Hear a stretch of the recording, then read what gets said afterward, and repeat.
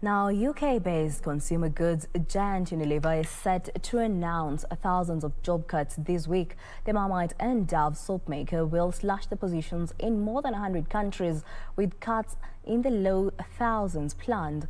It comes a week after the firm failed in its bid to buy the consumer health division of GlaxoSmithKline for 50 billion euros. Details of these and more in our international business roundup. Mounting pressure from investors to accelerate its growth. The UK-based firm, which has 149,000 staff worldwide, will make the layoffs as part of a wider restructuring that will see it adopt a more competitive operating model. The firm employs more than 6,000 people in its operations in the UK and Ireland. Unilever had initially said it wanted a bigger slice of the personal healthcare and hygiene market to offset slow growth in its food business.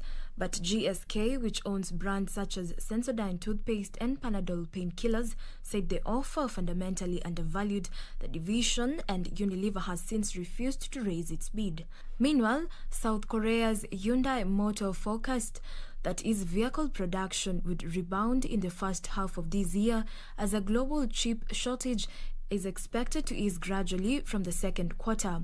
The normalization of auto chip supply and demand is expected in the third quarter, when the capacity of semiconductor companies is expected to rise. Southeast Asia is central to the supply of basic chips that drive the world's cars, smartphones and home devices, with Malaysia's chip assembly industry accounting for more than a tenth of a global trade worth over $200 billion. COVID-related lockdowns in the region have disrupted several industries since last year.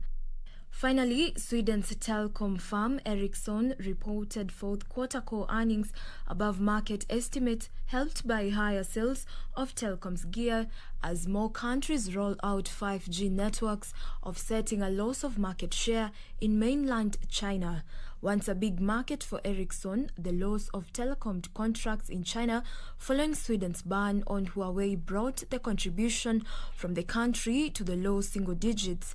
The company says North America continues to grow very strongly, seeing a 16% growth in the quarter in its constant currency, while a resurgent Nokia has been increasing competition in several markets. Ericsson was also able to grow in Europe and Latin America.